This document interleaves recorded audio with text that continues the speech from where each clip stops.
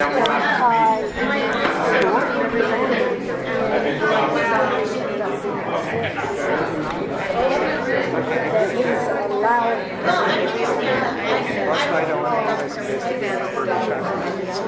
wasn't being unsocial. I just didn't want to lose the front seat because of this. You got it. The acoustics are lousy in here. I know. That's why they use that as a These recordings come out pretty good. I've been doing the city council meetings. Well, if you give a highlight city to us, we'll post the video on the website. I got a bunch of them. We're the only news source around here, ETV News Service. They only print government press releases that are all in love with whatever tax it worked or whatever. About 90% of their newspaper. And I'm county government's good. How are you?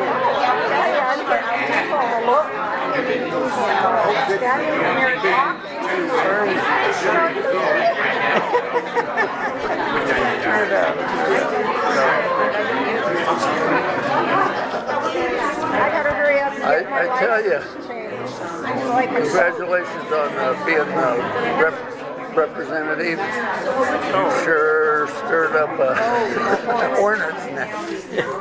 Oh, I'll see. I just was writing out last night's GOP Central Committee. You'll find it in this. Anyway, I was sitting it now, but I ended up writing for this meeting. So I'll send that to you later. There's upcoming meetings like this one we can go to. Are you going to post those out for us? Yeah. It'll be on the website, but I'll send it to you in an email. What website? It's carbonaction.com. We've got a Republican side, a Libertarian page, Democrats, and so forth. What are you guys talking about? She's got stuff for it. So does he. Well, good. I love it when you guys give me stuff. This is a pretty good meeting. I don't know why they give you any votes anyway. You better go. I quit coming. But old Grant Neath gave you a tongue lashing. Who? Grant Neath. Oh, yeah, long ago. No, just about half hour ago. Oh, really? No, this was on Citizens Facebook. I have ignored that site for years. She backed you up. Oh, good. I'll have to pay attention.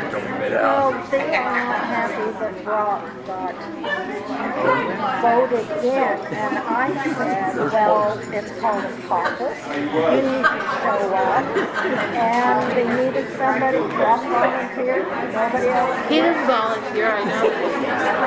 Oh, some other people love it. And I And then said, everybody said that's a great idea. you guys didn't show up. Clean up this town. Blow it out to That is, that's what it and is. they didn't. I guess I'll have to pay more attention to back you up on these things too. Oh, I just sort of ignored it. I used to let it go. They give me indigestion sometimes. No more. I mean, I had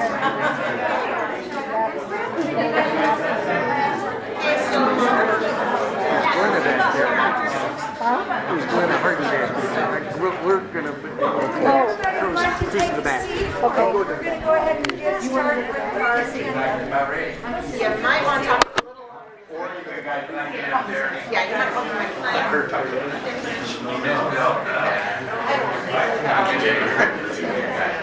Good evening, everyone. We're very grateful that you're all here and that we... It wasn't on? It was on. There you go. Okay, all right. Okay. We're very grateful that you all showed up tonight. Can you hear me? Yeah. A little bit. This isn't her normal voice. Speak up. My daughter, Tina. We're very glad that you've all showed up to find information on how everything works. That's our main agenda tonight, that everybody understands the process. And Tom, we asked Tom to come here, and we're very glad that he came and traveled to hear from Emery. We're excited to hear from him, and there's going to be an open forum where everyone can ask questions, and he'll ask anything you ask ask him if he knows the answer. He's really a good guy. I've listened to him a lot on different interviews that he's had. And I think you'll enjoy listening to him and the input that he has. So we're going to start with having a prayer, and I ask Connie McCord if she would please come and give the prayer, and then she'll lead us into the Pledge of Allegiance.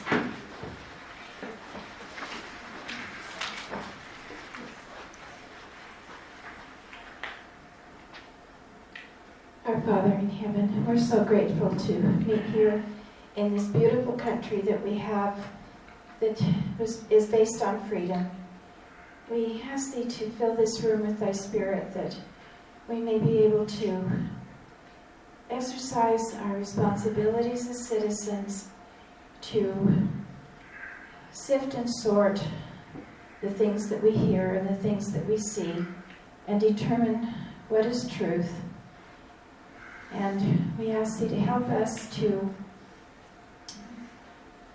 carry our responsibilities and protect our community, our county, our state, and our country from those who would try to control us by fear and by accusation and division among our people. We thank Thee for this loving community that we live in and the long history we have of loving one another. We thank Thee that Mr. Hansen has been able to come and ask Thee to protect him and all others who have traveled, that they will be safe. And these things we say gratefully in the name of Thy Son, Jesus Christ. Amen. Amen.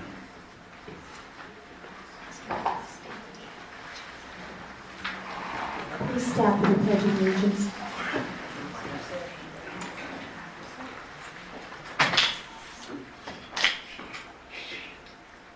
I pledge allegiance to the flag of the United States of America and to the republic for which it stands, one nation, under God, indivisible, with liberty and justice for all. Thank you, Connie.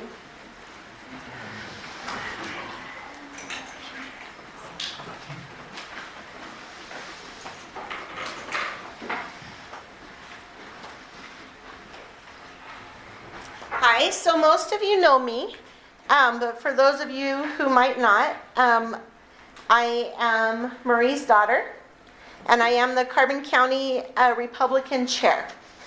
I am unofficially here to support my mom. That's why my executive team is not here with me, and help as she introduces herself to you as the precinct's state delegate. And so we're going to go over that tonight and let you know what that means to you and for you. So thank you so much, East Carbon City, for the use of this amazing building. We are blessed to have these public buildings to assemble and discuss important topics. Thank you so much to the police department and all of the efforts that we have here. We have military people, we have EMS, we have EMTs, we have fire departments, we have our emergency personnel, we have everybody who helps within this community, and we want to thank them. We're thankful for these buildings, we're thankful for their service, and just want to let them know how much we appreciate them.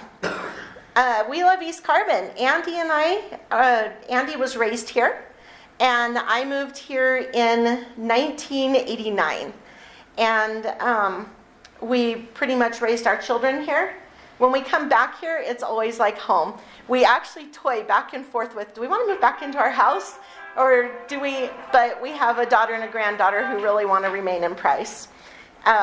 So we do remain there for now. But we do love it here. And one thing we love about East Carbon is the community feeling and the togetherness. And no matter whether we are Republican or Democrats, or we are LDS, we are Catholic, we are Presbyterian, we are Greek, we are whatever, we are still Americans. We are still all here with one purpose. We care about our community, we care about our families, we care about our country, and so that is our main goal. And East Carbon is all about community. You let something bad happen around here, and who pulls together? Everyone. Everyone. How many times have we had tragedy hit? More times than we want to count here. And how many times do we pull together? Carbon County as a whole has that same spirit, that same feeling. And so I thank everybody for that. I'm grateful for the opportunity when we came here so many years ago and to be welcomed, and that my parents still live here, and they are just beloved here. They are loved and respected here, and I appreciate that. The Republican Party is a party of faith, family, and freedom. It's a party of respect and order, and this meeting will follow in such suit. Nothing discussed tonight is meant to be a debate. We ask everyone to be civil, and those who aren't may be asked to leave. As the Carbon County Chair, I have an executive team that I work closely with. We work closely with local, state, and federal candidates and officials, as well as precinct elected officials, delegates, Republicans in the state, as well as friends from the Democratic Party. Even some of our meetings, the Democrat chair will come to. And we welcome anybody at our meetings. We welcome any and everybody because I feel we have a good message and we're happy to share it with anybody. We all have that one thing in common that I already mentioned, that we're Americans and we want what's best for our country, our communities, and our families. As of November 29th, 2023, in Carbon County, we had 5,889 registered voters. And right here in East Carbon, your precinct is Precinct 20. You have 331 registered Republicans. And so we have a huge responsibility. We have a big responsibility to each other and to educate and to help one another. And so I wanted to just tell you a little bit about my role as the party chair. And one reason, so a friend of mine, John Dougal, he's our current state auditor, and he put me on the spot one time over in Emery County. I was at Emery County's Lincoln Day dinner, and he goes, Tina, tell him, why do you want to be a Republican? I'm like, I don't know, faith, family, freedom, and it kind of put me on the spot. So I went home and I stayed up seriously all night long and just kept typing, why do I want to be a Republican? And really it's why do I want to be an American? But why do I want to be a Republican? So I said, I typed it up, and I even used this as part of my thing when I ran for some of my positions. I've been a county delegate, a state delegate, a vice chair, a chair. And so I have served for quite a few years. But why I choose is I love my family, I love my country, I love the United States of America. I'm a conservative. I believe in the Constitution as it is written. I support the Electoral College, and I'm thankful for our forefathers putting this into place. The Constitution is not a document for the government to restrain the people. It is an instrument for the people to restrain the government. And that was said by Patrick Henry. I believe in and I want small government, thus enabling more power at the state level. More power at the state level offers more opportunity for local and personal growth. It offers choice, and truly everyone matters. Every vote counts. How many times have we seen, seriously, votes that have to be recounted because it's within 1, 2, 3, 4. So if you think your voice doesn't matter, you're absolutely wrong. It does. Does it feel like sometimes because of the Electoral College, we won't really have a say in the presidential vote? Maybe because some of the way that the states and stuff, but you're still heard. You still have a voice, and collectively, we are a voice. I enjoy my freedoms and other privileges not offered by a democracy. I believe in the republic that we are, and we are designed to be by our forefathers. I want to say who, what, where, and why. I enjoy my freedom to choose when and where I worship. I enjoy the freedom to choose when and where I buy gas. I enjoy the freedom to choose when and where to go to the doctor. At my age, it's been a lot lately. And so I believe in stability and financial freedoms, working hard for what we have, being rewarded for what we've done, and not working just to support someone else. I believe in lower taxes, responsible fiscal management, creating jobs and employment much more than adding more social programs and free handouts. I believe in personal responsibility. We're actually going to talk about a little bit of personal responsibility tonight. I believe in compassion and serving others, but part of this is teaching people also how to support themselves. Give a man a fish, feed him for a day. Teach a man to fish, feed him for a lifetime. It's a simple but very meaningful concept. Thomas Jefferson, he said, remember, a government big enough to give you all you want is strong enough to take everything you have. I believe in our Second Amendment and the right to bear arms. I believe in a strong military, honoring and assisting our veterans as needed. I believe in a strong police force and no soldier, no officer left behind. I believe in supporting our officers and other emergency personnel, holding higher standards for performance and also higher punishment for those who violate and harm those who serve and protect us. I believe in America first, and though I do support legal immigration, I also support stricter security at the borders and enforcing our laws regarding illegal trespassing. I believe in having a strong moral compass, strong values and ideals. I support anti-abortion efforts and treating children with a higher value than animals, though I do love my dogs. I believe in America, a compassionate, loving, yet firm and fair America, land of the free, home of the brave. And these, my friends, are a few reasons why I choose to be a Republican. God bless the USA. But when I say that, I bet every single person in this room, except for maybe one or two social issues, can agree with everything there. And you have those same values. And so for me, we are united. And it is time for us to come together. And we've got the community thing down. You guys, East Carbon's amazing. We love it here. When we drive down that 8-mile stretch, we're coming home every single time. And so thank you. Thank you for having us here. Me as a precinct chair, I have a lot of responsibility. I have many precincts. I have many delegates. We have 5,800 Republicans and hopefully gaining more. And we have gained more since November. We just don't have that exact number right now.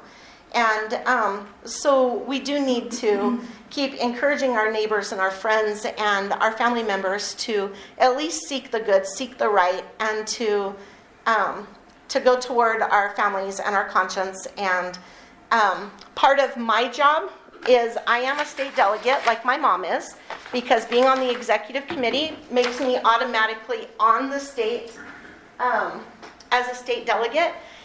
And part of that is we vote for people at the state level.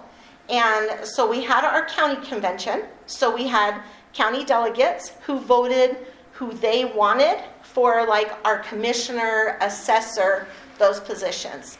Now, for the state convention that we have coming up, Marie and myself, not you this time, huh? Yep. Yeah, you're voting this time. Yep. So, Still a delegate. still a delegate. It's kind of, once a delegate, it's kind of addicting. It really is. And so we do have a precinct survey here that we're going to pass out and we're going to talk about in just a little bit. But basically, at the state convention that's coming up, we're going to be voting for federal offices, U.S. Senate and U.S. Congress in District 3. We are District 3. We're going to vote for State House, District 67. We're going to do state officers, Governor, Attorney General, State Auditor, and then we have State Senate, County Recorder, and then our county races. And so there's a lot of responsibility here, and that's part of the reason for this meeting tonight is Maria's voting on your behalf. So she needs to hear who does her precinct want her to vote for. It's not Marie goes up and votes her opinion. Marie needs to vote for her precinct and who she thinks best represents this community. And so should we hand these out now? Yep. These here are survey. What it is, it's a list of everyone who's in the election process. And if we asked you today, who would you vote for? What would your answer be? See, and so that's why we're here. And so what that's we're why going to we're do doing is we're going to send this with you. You're going to take it home so that you have the names. You can Google them. You can look them up. Look up their websites. Most of them have videos. They're going to tell you, what they believe, why you should vote for them. You can see what resonates with you and your value system. So I'll go through them really quick. Brent Orrin Hatch, U.S. Senate. Brent Orrin Hatch. Clark S. White, Jason F. J. Walton, Brad Wilson, Jeremy Lewis Friesbaum, Brian Earl Jenkins. Okay, Brian Earl Jenkins, we got a fun story with him. He looks like Abraham Lincoln. It's the best. He used to come to our events, and he dresses it, his beard, he looks like stinking Abraham Lincoln. And so you have to look him up because he's kind of fun. But that's Brian Jenkins, Josh Randall, John Curtis, Carolyn Phippen, Trent Staggs, and Chandler Tanner. Chandler Tanner, local kid, not a kid, but He is. he's a kid For me. from Emory. For me, he is. So from Emory County, and so he is a local. John Curtis is currently serving as our Congressional District 3.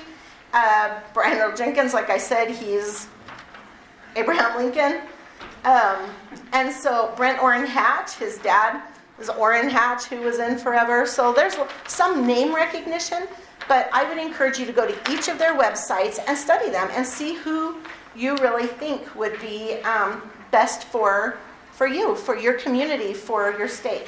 U.S. Congress, we have Chris Herrod, we have Clayton Hunsaker, Zach Wilson, another kid, and he's awesome. He's fun. He's got a lot of heart. We have Stuart Kay. My mom actually has a story for you about him today. Mike Kennedy, he's a doctor. We have Catherine Dolan, John Frugal-Dougal, he's our current auditor. Case Lawrence, he's, you see his name plastered everywhere right now. J.R. Bird, he's a successful businessman. Yes, okay. J.R. Bird is a successful businessman, and is it Duchesne? Yes. Yes. He's And a is it Roosevelt or? Roosevelt City Mayor. Yeah, so he's Roosevelt City Mayor, and he's worth listening to. He's a great person, great mayor. He's had a lot of success. He's one to definitely study up and look on. Lucky Bovo, I don't even know who that is. Do you? Yeah. Oh, I don't know. So see, I still have some studying to do too. So I encourage you, these are really big races, and all three of us will be voting on these people at convention. He's going to explain a little bit more on signatures and what convention and primary and what all that means. So we'll go through that in a little bit. State officers. So we have for governor, Sylvia Fisk. We have Carson Jorgensen. So Sylvia, she is somebody that's been really active with the Latina and Latino organization up there. She's been a state delegate for a lot of years. She recently lost a son who lost his battle with drugs. And she has a story, and she has a story to share.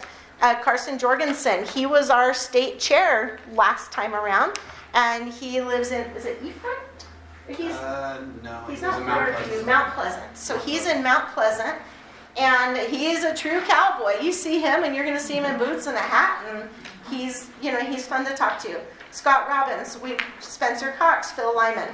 Attorney General, we have Trent Christensen, Frank Myler, Rachel Terry, Derek Brown.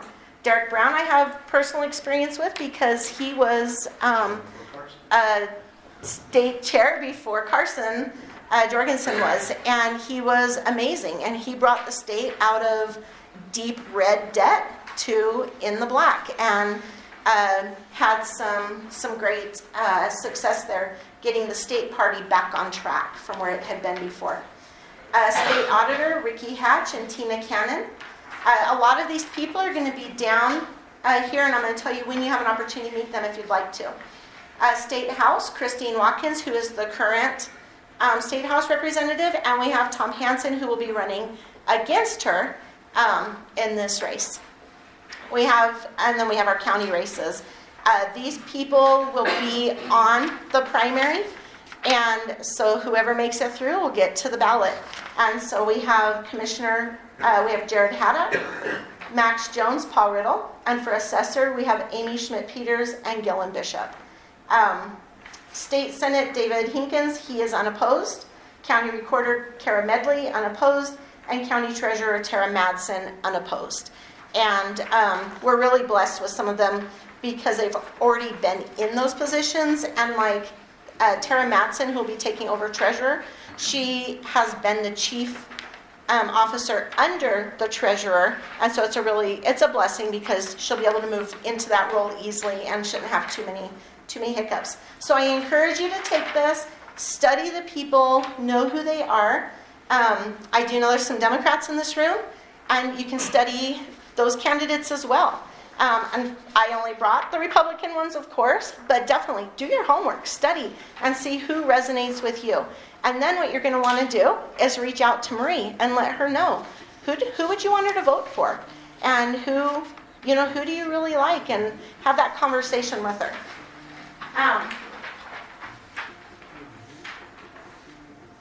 Alrighty, so I'm going to turn time over to Tom so we don't overlap our messages too much.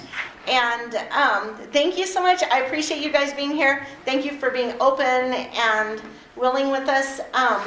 I know there has been some conversation. How do people get in certain roles? How are certain people precinct chairs, delegates, this and that? Tom's going to hit all of that for you, and then he's going to answer your questions. So have your questions ready. Hit him with the hard ones because he's great. Okay? Let me do my 2 minutes. Oh, and she has something she wants to talk about really quick on her experience The as reason well. why I want to say it is because it gives you a good example as to why you need to learn who these people are and what they stand for and what they represent. And I have been going through a lot of interviews over the telephone. They call me or I call them. Can you hear me? Yeah. Okay. And so yesterday I had one that called me. I'm not going to give a name, but he started out with his background. He had been in Iraq twice, and then he was was sent out again for like 3 months. I mean, his impeccable American. I mean, a good guy, good all-American guy. And then we got to questions, and he says, well, I said, do you mind if I tell you a little bit more about me politically? And I said, yeah, that would be great. And the first thing he starts off with, he says, well, I want to work on Social Security. And I said, okay. I said, that sounds good. And he says, and my first issue would be to all those that have a lot of money, like millionaires. I want to take that all away. They don't get any Social Security. And I said, what? And he said, yeah, because they don't need the money. And I thought, okay, I'm not happy with this at all. He said, well, what do you mean? And I said, well, did they earn it? Did they pay into Social Security? Well, yeah, but they don't need the money. We can use that money and put it somewhere else in Social Security. And I said, well, you know what? If you earn it, you get it. I don't care how much money they have. That money should not be taken from them. That's just my position. I don't know what your positions are, but that's my position. And I let him know very clearly that. Then I gave him some what fors, and I says, okay, you want to work on Social Security, why don't you ditch that and go after, let's say a couple who's worked 55 years. They both have paid in Social Security. One passes away. So you don't get to keep both Social Securities because one's passed. So where does that money go? And how many people used COVID? I said, how many senior citizens, husband and wife, died together with COVID? Well, those people were on Social Security. What happens to that money? You want to take money away from somebody who earned it, but where does all this other money go? My sister lost her husband 2 years ago. They had three checks. And her income, he had a Social Security disability check. He had another one because of the war about destroyed him through Vietnam. And then there was another one for his blindness. And then she had hers. Well, when he passed, she lost everything except one check. Granted, the one was for because of disabilities and everything. But what I'm saying is, there's money that has been approved that goes out, and then when that person dies, everything is washed out. It's away. I'd like to know and have the accountability of just where all that money goes to when somebody passes away that has worked. My husband and I, we've worked. He's worked all his life. He started working, 15, Fred? I started working at 17, and we retired 7 years ago. And so the money that we worked with all our lives, one passes, one just disappears. And yet he wants to take money away from somebody who earned it, who's living. And the other only thing I used as an example, Donald Trump, when he got in, he didn't want that money, but he took the money. But what he did with the money is he took $100,000 every quarter and found a worthy, I don't call the word, to donate to a facility. And he did that with every check that he got on a quarterly basis. His money, he earned it, he should be able to do what he wants with that money. So then I'm going too long. The other thing was, I just tried to explain to him that you don't know the person who is a millionaire, he worked hard for it, he got himself there, that you don't know what he's going to do with that money. They have to write offs, they have to have write-offs, or otherwise they lose their money because they have so much money, they've got to have write-off. You don't know that they're not donating $50,000 for this organization or $20,000 for that. It's not up to you to decide what should happen to that money that he earned. That's where I dropped it. He was glad to get me off the phone. So that's what happens when candidates call her. They get conversation. I do. I try and get home.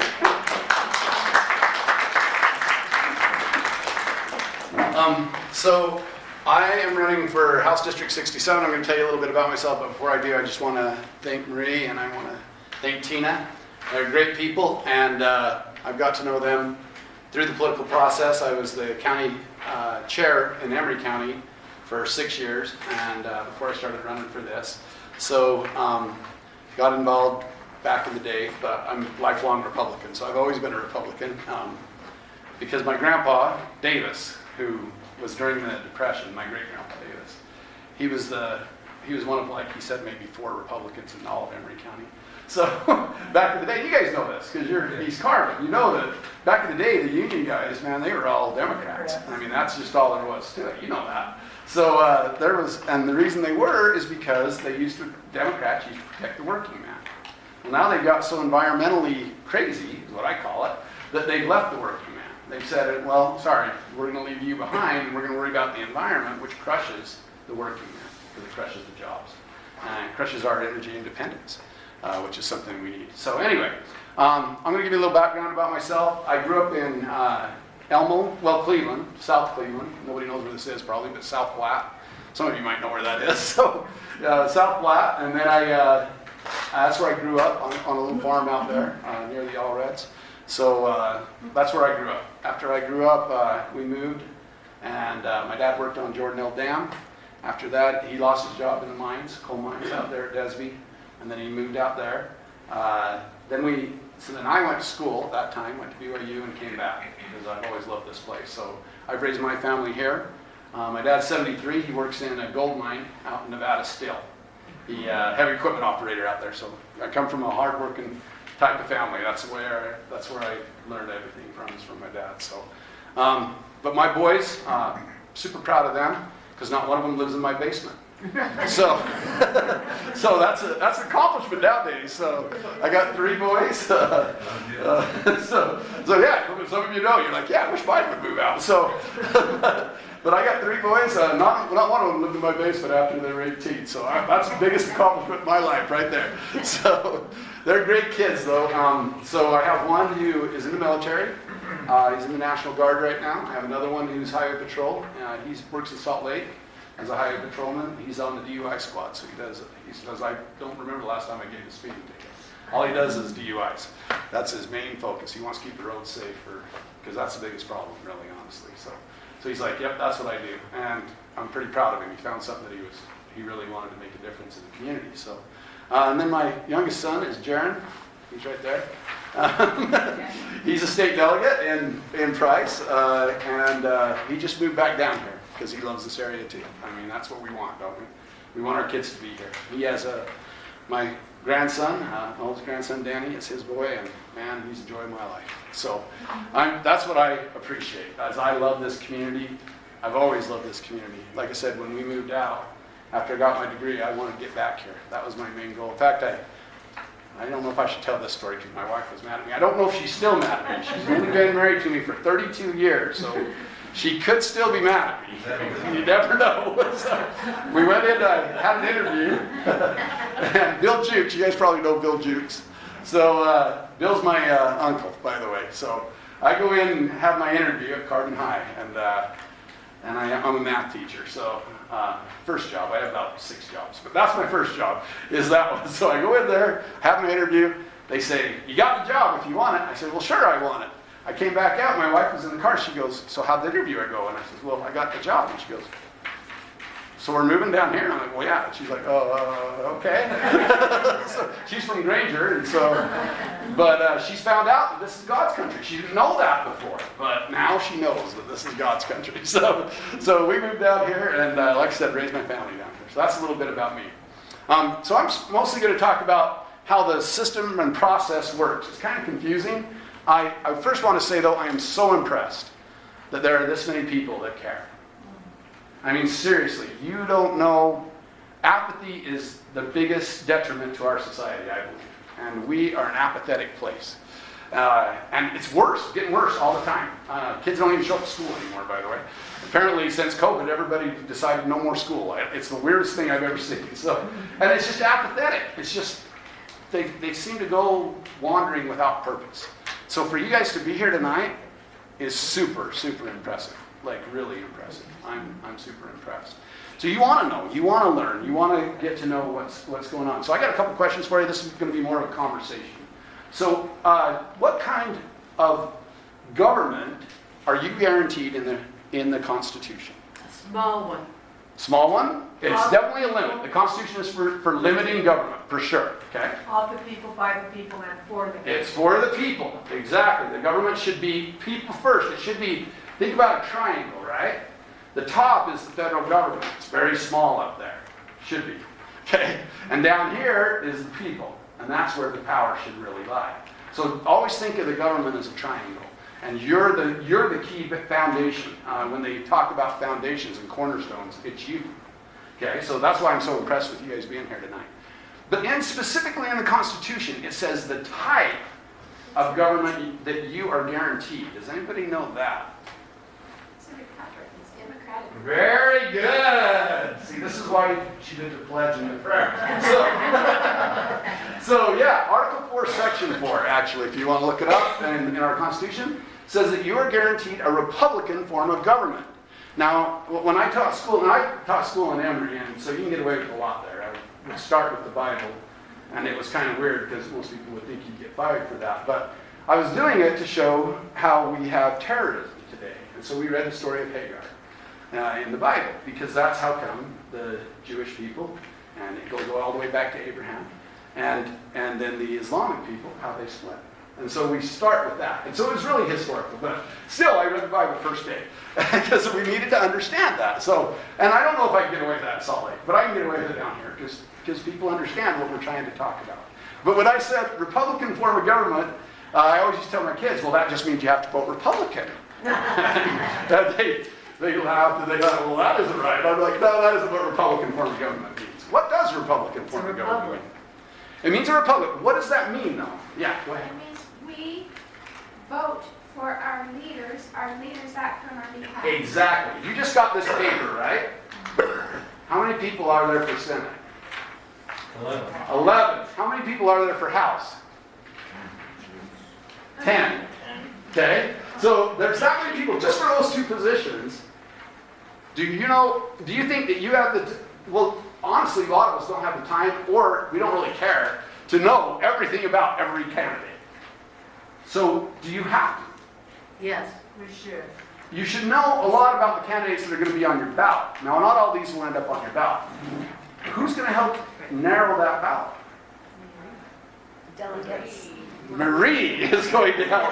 That is the purpose of a republic. So realize that. Our founding fathers were so smart that they knew that not everybody was going to do that. They're like, do you think we want everybody to vote? How many do you think we should just have a democracy and we vote on everything? That would be the worst idea in the world. It would be fine in a small community. I'll tell you a little story. Elmo, we had a dog ordinance. And they said, we got this dog ordinance we want to do. Boy, we filled up that whole place just like this, only more. It was just packed over this dog ordinance. And we had the city council sitting up here at the front. And somebody in the audience goes, well, I move that we pass this dog ordinance. And everybody goes, yeah! And I'm like, they don't understand. Because these guys have to make the decision, right? You elected them to make that decision. So that's what you have to remember in a republic is you have a voice, but you have a voice through what? Through your representative. Yeah, so that's why we work that way. So even the Republican Party works that way. Now, by the way, we're more grassroots than the Democratic Party. The Democratic Party selects their delegates at the county level to go to the state. You guys, we do, each one of us has an individual in a precinct, Marie in your precinct, that actually gets to represent each small community. That's something I'm very passionate about. Like I said, I was the Emory County Chair. Do you think that whoever, John Doodle, doesn't matter, name any person on that list, do you think that they would care about East Carbon and talk to someone from East Carbon if all they had to do was get on a primary ballot? No. They're not enough people here, right? Who votes? People vote. So they wouldn't talk to them, but they do. Why? Because we have a Republican form of government. We have state delegates, okay? So we have Pam here, she's a state delegate. Like I said, my son's a state delegate. These guys are state delegates. We represent your community. Now, there's two things that you want to think about with a representative. There's two key aspects. What do you think the two most important things that a state delegate, or any delegate, any representative, what do you think that they need to have most important? Two key things. Listen. What was that? Listen. Listen. That is number one, I think. You need to listen to everybody that's around you. You have to take into consideration their thing. The second thing, and I think this one is equally as important, is principle. You've got to have both. You've got to say, I know, because okay, I'm a weird guy. I don't think I know everything. So, and nowadays that's kind of rare. So a lot of people think they know a lot, right? And I'm not going to know everything. But hopefully I know who to go to find the answers, right? That's going to be the key when you're a representative. You don't have to know everything. You've got to know who knows about it, okay? Larry Hansen, for example, he runs the power plant out at Hunter. When it comes to energy and that type of stuff, I'm going to go to Larry Hansen. I'm going to ask him about it. I'm going to ask your guys out here. There was Haskell, who's in Wellington, and I think his name is Jerry, there you go. Jerry Haskell. He used to work out here to this power plant. And Jerry knows a lot about how it operates. And he's like, when I get there, boom, I'm going to come back to him. These are people that I know. I don't have to know it. I have to know them. And then I have to listen, right? But when you elect me, you're electing me on principle, too. You know that I'm going to be an honest person. You know that I'm going to try and do what's best for our community. You know I'm going to uphold the Constitution. You know I'm going to uphold the state Constitution. You should know that I'm not looking out for myself, but for you. If you trust me to do that, then you should elect me. If you don't, you shouldn't. You shouldn't. That's what you really have to think about when you're looking at people, okay, to represent you. You got to have those two key aspects, principle and listen. Those are the two keys, honestly. That was great. You guys came up with that without me hardly even saying anything. So yeah, that's what you want to do when you look at representatives. Now, I'm going to explain a little bit of wonkiness. So this might get a little complicated, but it's important for you to know. So how do people get on the ballot in Utah on a primary ballot? Does anybody know that? It's kind of weird. There's two ways you can get on a primary ballot in Utah. You can get signatures and get on the ballot that way. In Utah, you can pay for signatures. So you pay somebody to get the signatures for you. Usually on a local level, nobody does that, right? For a county commissioner, they go around and happy sign, right? I don't have a problem with that, honestly. I have a little bit of a problem with paying somebody to get on the ballot. It seems weird to me. But you shouldn't really pay someone to get on the ballot. But if you go talk to people, I'm fine with that, because that's getting you on the ballot. Because it is kind of, could you, in a small community, have all your relatives, well, we all know this, because again, you're East Carbon, so, and I'm Everett, so I go, you can get all your relatives, can you get all of them to maybe be your delegates? You could, right? In a small community especially. And then all of a sudden those delegates are selecting, but are they really representative of everybody? No. Probably not. So you never know, right? So that's why I'm okay with signature gathering when it comes to smaller local elections and you gathering them yourself. You can't do that on a state level, by the way. So the 10 people, there's no way they're going to get enough delegates statewide to control the delegates, right? There's no way. So you got to realize that your representative has a voice, especially on that state level, because that's one way to get on the ballot. So there's two key ways. You can get signatures and get on the ballot, and that increases as, of course, the population increases. So countywide, you don't have to have that many. 200, maybe a little under. I don't know what it is in Carbon County. What is it? In Emory County, it's like 176.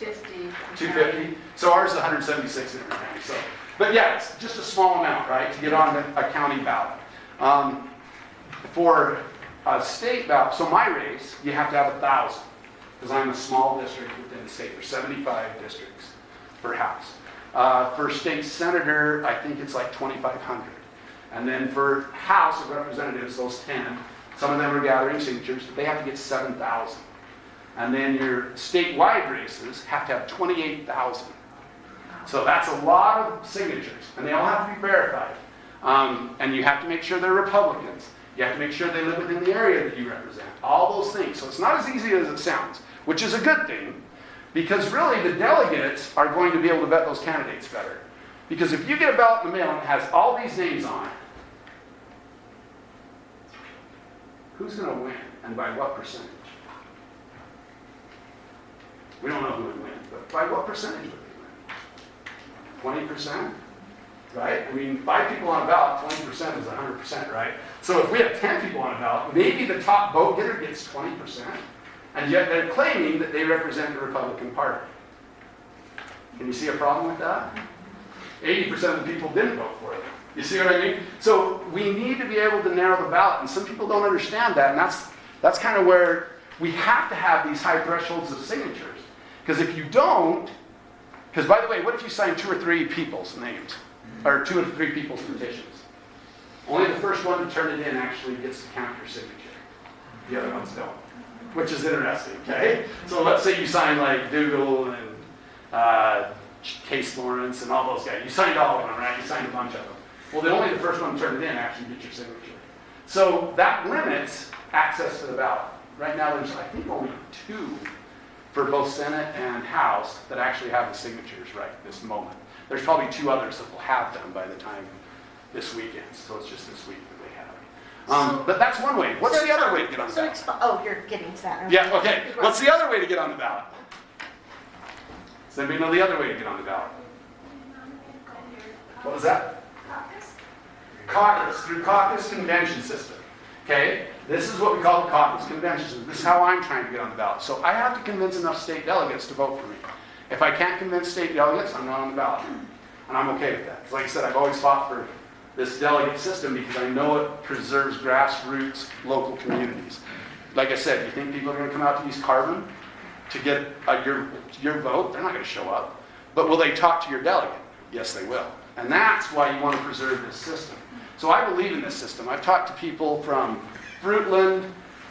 Some of you don't even know where that is, but some of you do. From Fruitland to Clawson to East Carbon now tonight.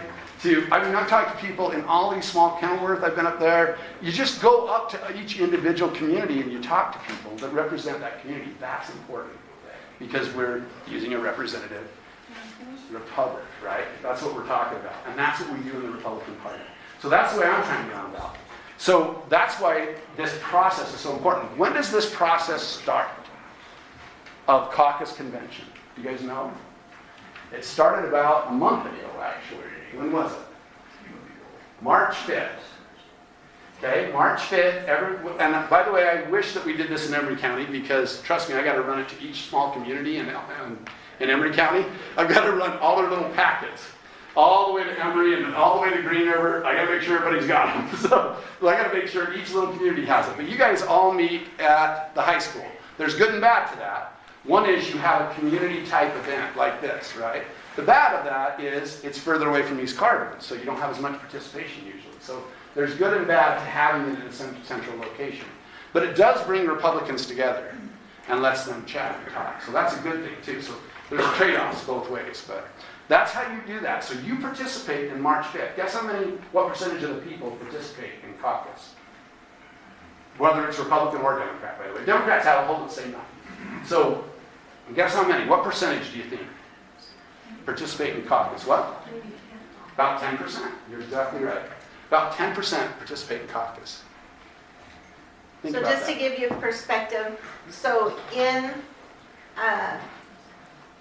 we had about 500 people show up to caucus. And how many voters are in Carbon County? Is it?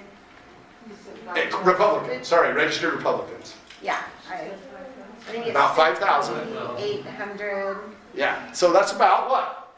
10%. Yeah, it's about 10%. Honestly, show up almost all the time. You can almost guarantee it. Now that's good and bad, by the way, because what does that 10% represent? The 10% care. They represent the rest of them that aren't showing up. But I'm telling you, that 10% is the 10% that care. Now, That's not fair. No. Wait a second. That's not fair, Tom, because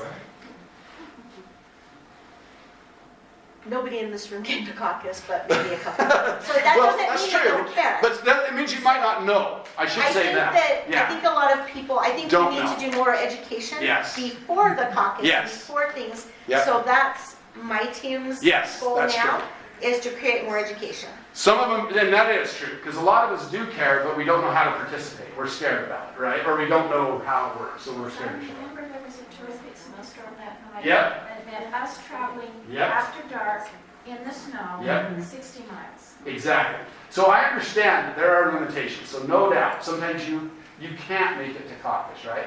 But you can tell somebody who is going to caucus how you feel. And that's key too.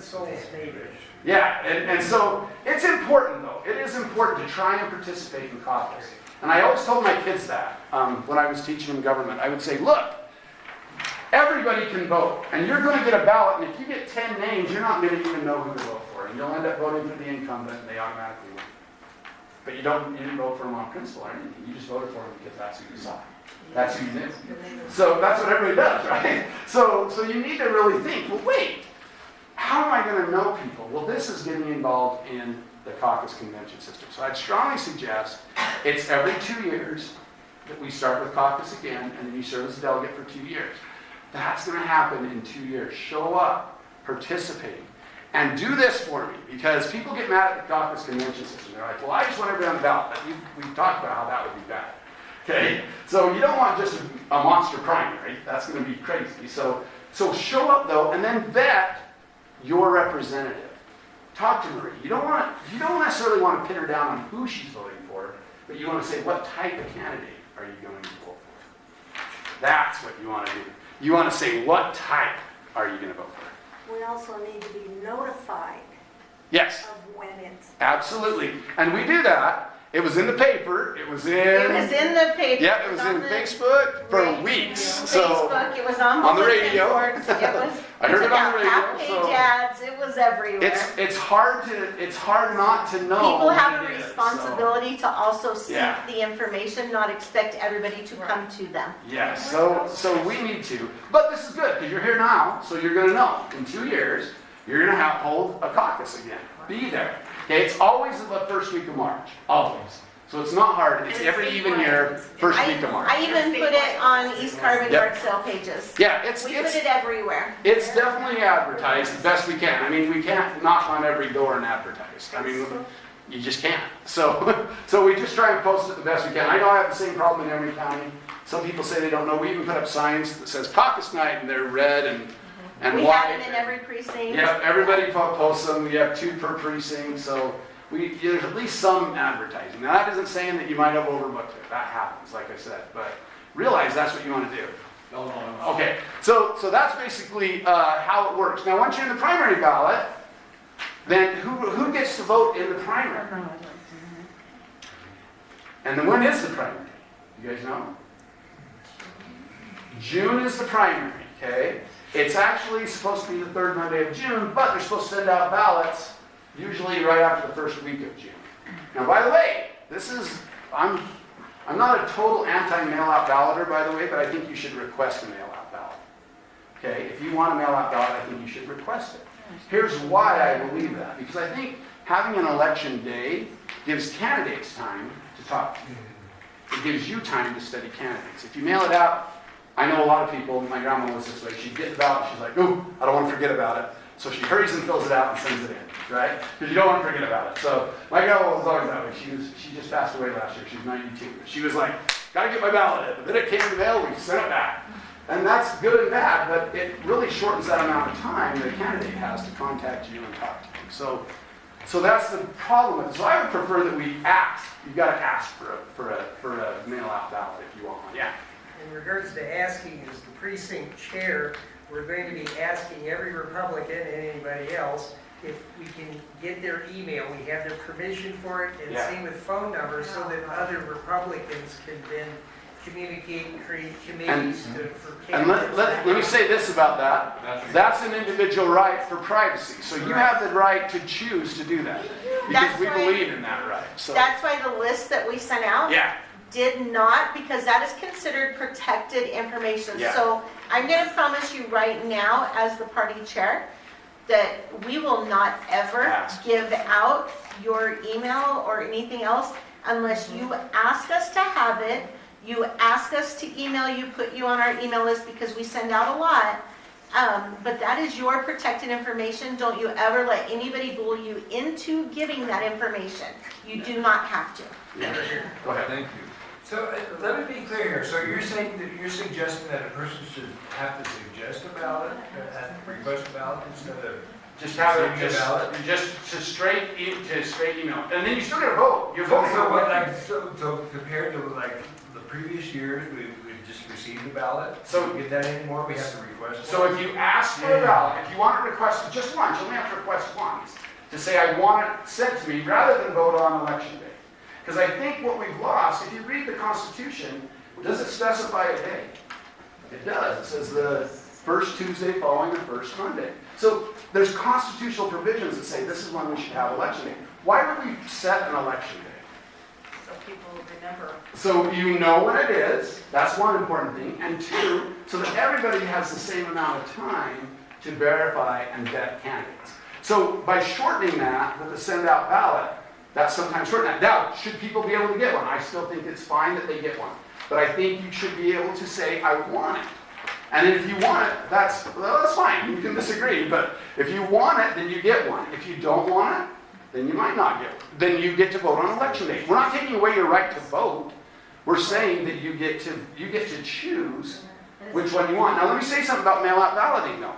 2 years ago, when we had this same election, your ballots were delayed 2 weeks, and some of you didn't receive them on time. Some of you didn't get a chance to vote because there was problems there. So that's what I mean by there can be problems with mail-out balloting. So realize that there's sometimes problems with mail-out balloting.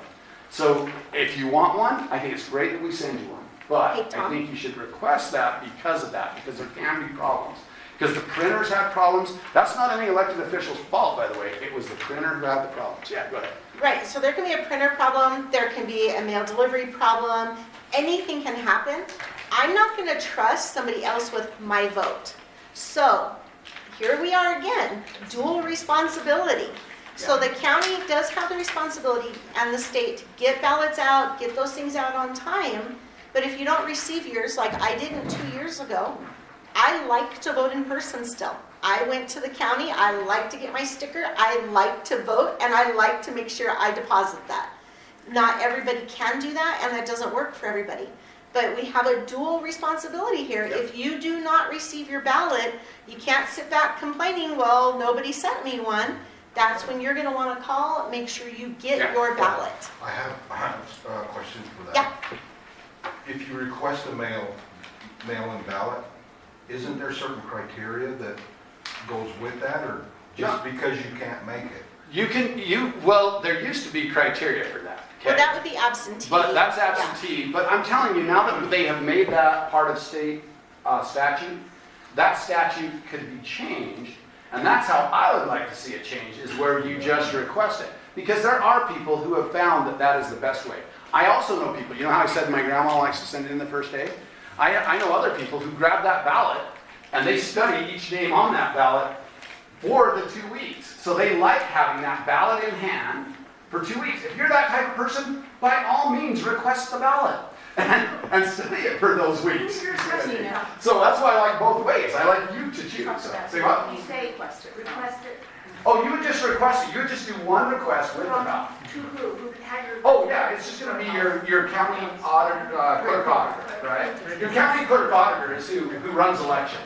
It's weird. You may think that elections are run by the national, whatever, because Fox News or whatever. You can listen to Fox News, CNN, they'll tell you that they run everything, but they don't. Who really runs it is actually your local clerk auditor. Your local clerk auditor is who runs your elections. Now, like I said, not everything that happens in elections is their fault, though. Like I said, those printings, it was a printer's problem, so don't, go say, well, that clerk auditor was horrible. No, that was the printer who had the issue. So sometimes the printer prints them wrong, and then the clerk auditor looks at it and goes, look, this isn't what I sent you. So that happens, and that did happen last time, so yeah. So I just want to say, so I am only 21, so I've only been able to vote for a little while. But another point of why, because we've talked about this over our Thanksgiving dinners are very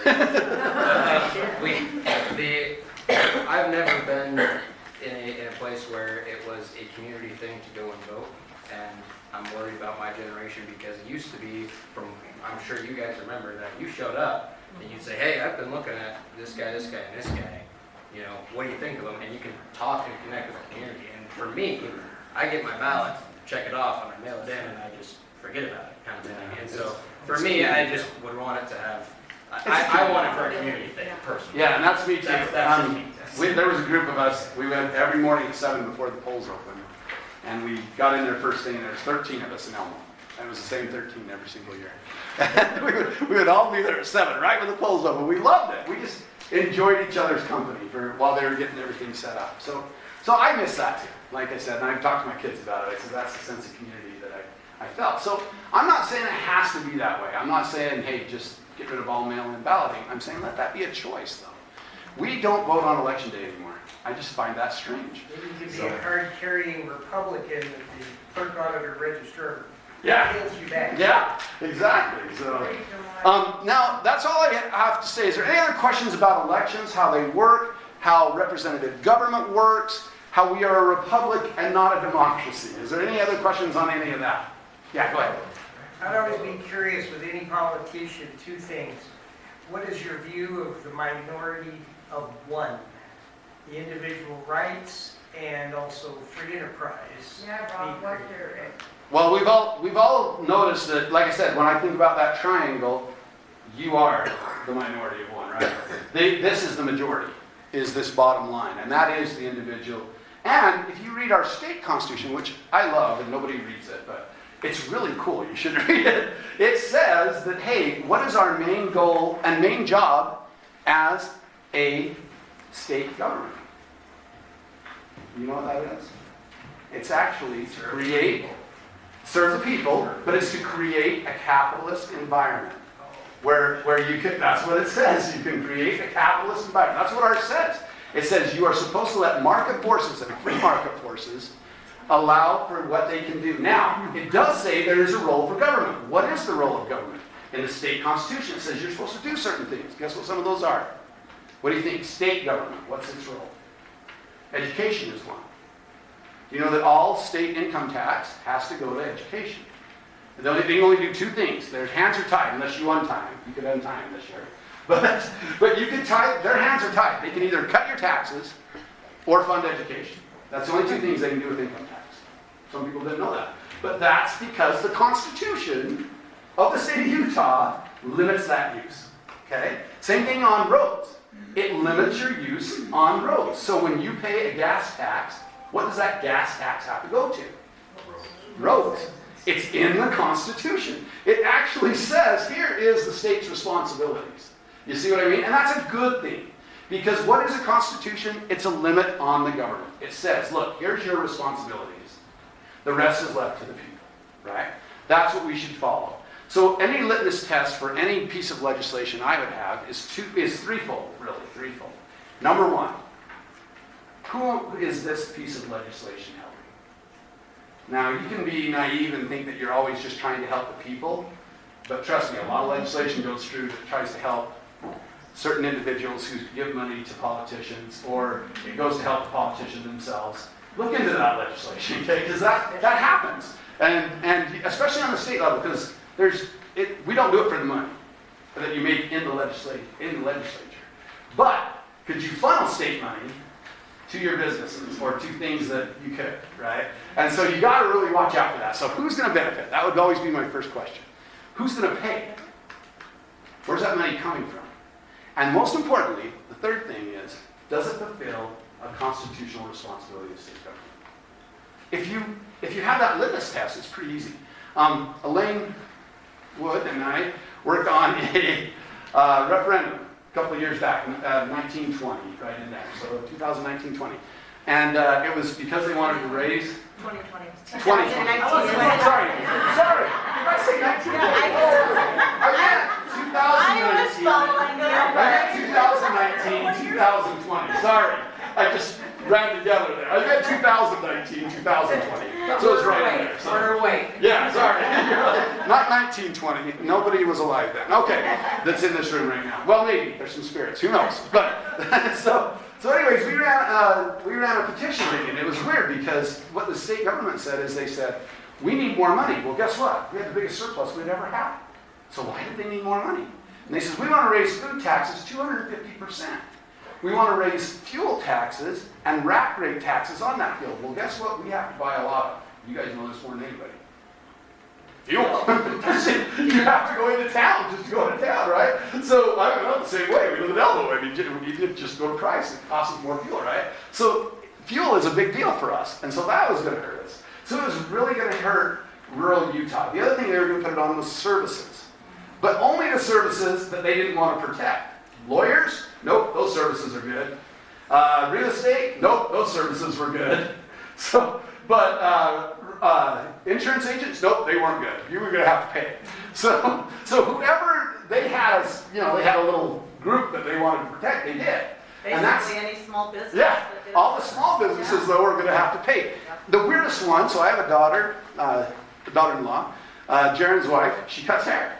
They would have had to all of a sudden start paying. And can you imagine all the software they got to buy, all the stuff they have to do just to pay sales tax?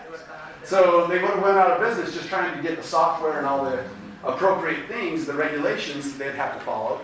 And I'm just like, both Elaine and I were like, this is stupid. We're not going to let it happen. So I got some petitions. I called up Elaine. They said, hey, this Elaine's going to help you. And I didn't know Elaine before that. And we're like, let's get this done. And so we started it. And we went into the grocery stores. And we did this because we wanted to limit that government. Now they said to do that, the reason we're doing this, raising these taxes, is because we want to lower your sales tax. Your income tax. We want to lower your income tax by raising your sales tax. That's what they said. And they said, the rate we want to give you is 4.6 on your on your income tax. And I'm like, 4.6 on my income? Guess what it was this last legislative session? Guess what they lowered it to? 4.55. Did any of that other tax? No, because Elaine and I and a bunch of other people got signatures enough and they repealed the tax.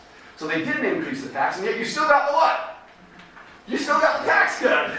So that's what's so weird. If we put pressure on our government from the people, then all of a sudden you have a voice. I am totally for that. That's where, I was involved. I did that, and that's the kind of person I'm clear down to Green River. I went to Green River. I was very, very heavily involved. And you know what I mostly did? Jaren says I always need to brag on myself, but I don't like to. But I went and I called my local grocery stores. I called Tom Potter, who ran Hometown Market out there. I called the guy, Mark Stewart. He lives out in Roseville. Okay, he owns Stewartsville out there and down here. And I said, can we get signatures at your store? Absolutely, they said. We're in. Then I called up Salt Lake, and they're like, you guys are already done? I'm like, yeah, we got them all. They're like, you're like one of the first counties done. And I says, well, yeah. I said, we're done. And they're like, how'd you get them? I said, well, I was at a grocery store. That's where people, it was going to affect them. And they're like, oh, I'm sitting at a library. I'm like, what are you doing in a library? This isn't a library tax. So I'm like, this is weird. They're like, well, I think I know somebody from Harmon's. And guess what? They got into Harmon's. Elaine even told me, she's like, I wish we had a Tom Park. Because a lot of your stores were owned by bigger groups, right? And if it's owned by somebody out of the area, they're not as likely to do that. But that shows you that what? Local business, local ownership matters. We had thousands come into our office at Farm Bureau to sign because they knew if we got taxed on our services, they would get taxed, and everybody was against it. There was always somebody coming in that office. And anytime I was there or something, and we were vetting people online or anything, they were just coming in. Yeah, Tina helped us also. I mean, it was crazy. Everybody that I know, and it happened. Our counties were seriously some of the first counties done. And it's because people mattered and our local people got involved. Your voice does matter, and I want you to know that. And so as you trust your delegate, know that she is studying all these people.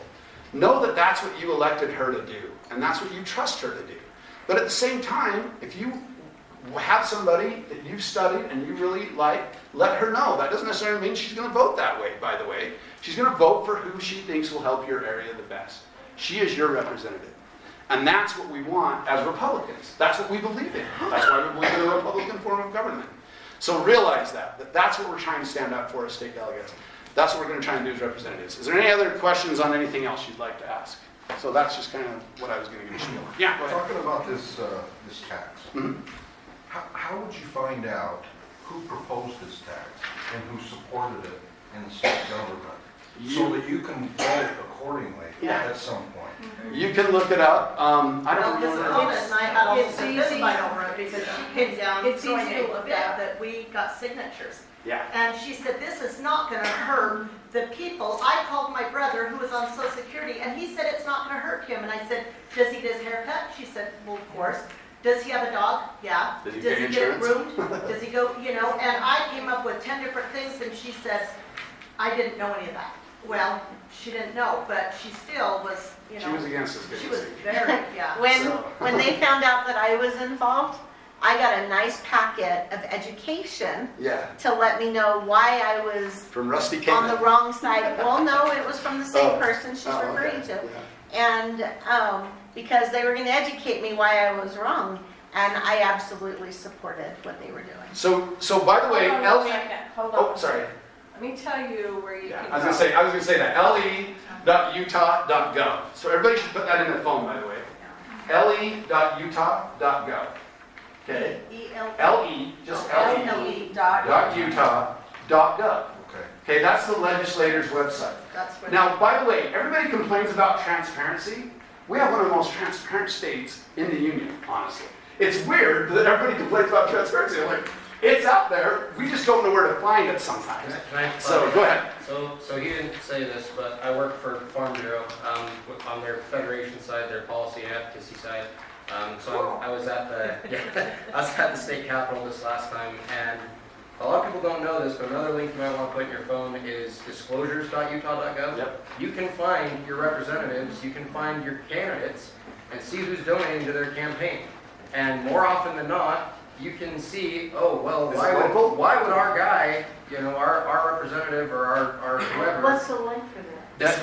Disclosures.utah.gov. Is that right? Yeah, I think so. Disclosures.utah.gov and le.utah.gov. But you can see it like, well, why would they implement this gas tax? And it's like, oh, maybe it's because this group and this group are donating $10,000 to their campaign. So and that would have also killed the farmers. Yeah. And one more is policyutah.gov. .org. And you can sign up for a newsletter. PolicyUtah.org. And utahpolicy.org. Utahpolicy.org. You can sign up for their newsletter, and during legislative session, they will, like Elaine and Tom and Tina were talking about. I also was involved with that. Okay. I want to let you know that rural Utah is who killed that. Yes, that's exactly right. They never thought it would happen. Never thought it would happen. Salt Lake was all giddy, and they were. But that just shows strength in numbers. and Their that individual your voice voice matters. matters, Yeah. because those collective voices made a difference, and rural Utah, like she Yeah. said, killed it. Killed it. So yeah, Pam's right on that. But Utah policy during your legislative session will highlight key bills. le.utah.gov has a section in there that would have given you House Bill number 205, and I'm just out of thin air. If that's the number of the bill, you'll get email updates as On that bill. here's the committee, here's who sponsored it, here's who's voted Yes. for it. Who's in Any votes. So you updates? get real time and Yes. not after the fact. Yes. Okay. Yeah, now I will say this, like I said, it's actually pretty open, but it's a little complicated, and I'll tell you why. It's something, again, that I'm kind of running on, and this is just a side little note, but guess how many bills were introduced last session? 1,500 bills.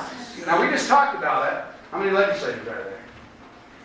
75, 29 senators, so a little over 100, right? So you have a little over 100, and they're introducing 1,500 bills? That's 15 bills a person.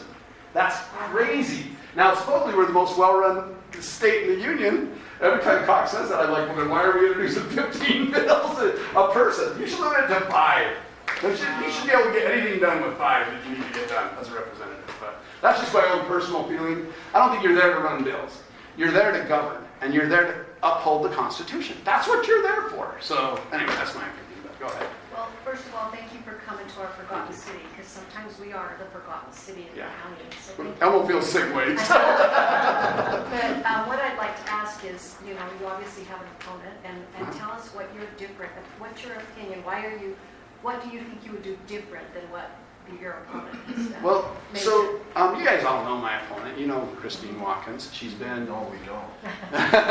Or On election time. on election time, yeah, maybe. But honestly, I believe she has a good heart. By the way, I'm not running against Christine Watkins because I personally don't like her. That's not why I'm running against Christine Watkins. I have a different vision of what government should do. Okay. When Christine sees a problem, and I think it comes from her Democratic roots a little bit, when she sees a problem, she says, I think government can fix this. And that's who she looks to fix the problem. So if she creates a job or an agency, or she expands an agency, she's not doing it maliciously. I want you guys to understand that. I'm not saying that she is. She just thinks that that's the better way to fix the problem. I don't. I think you have the power. That bottom part of the triangle has the power.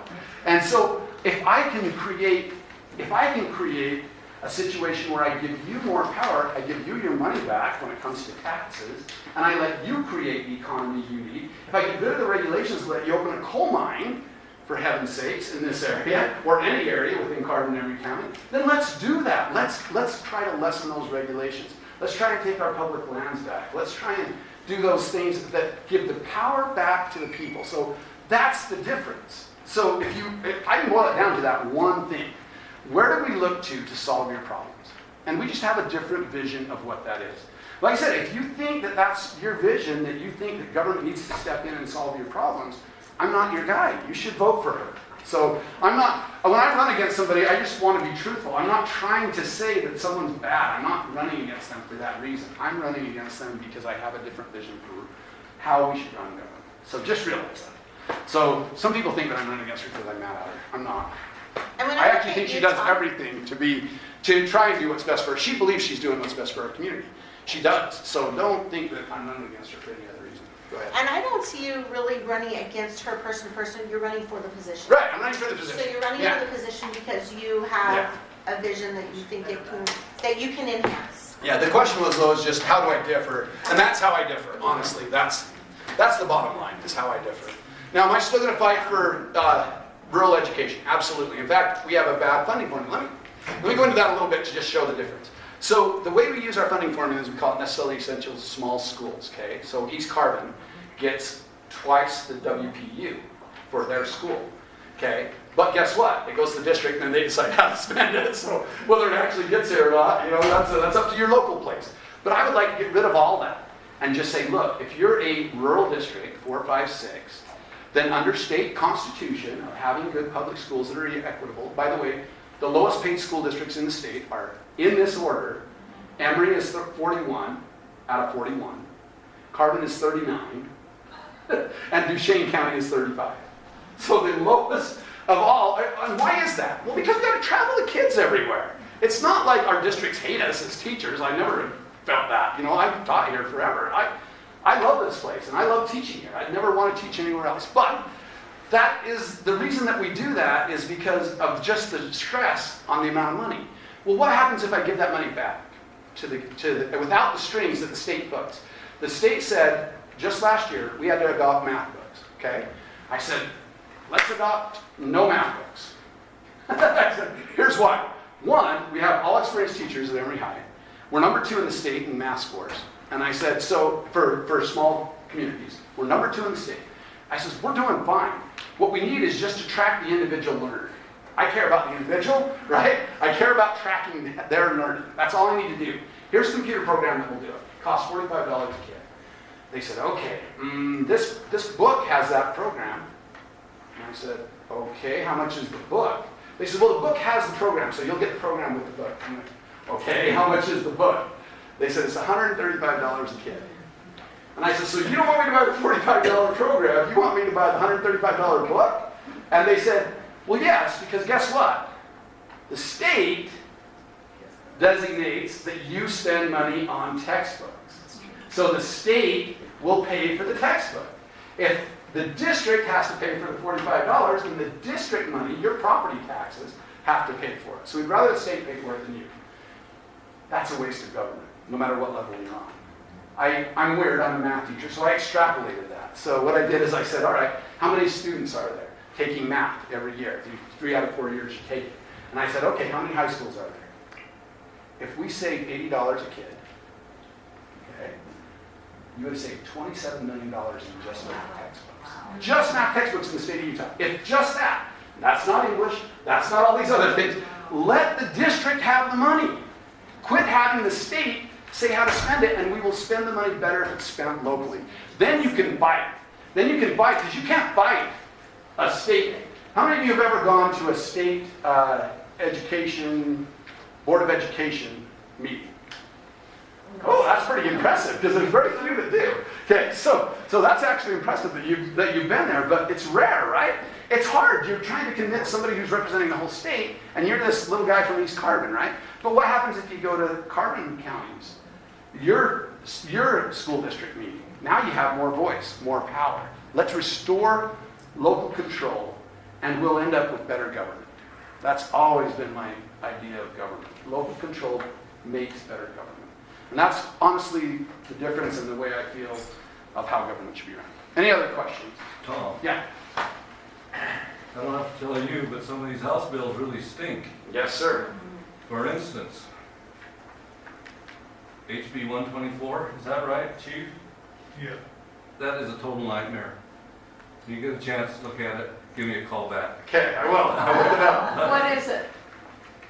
What's the basic gist of it?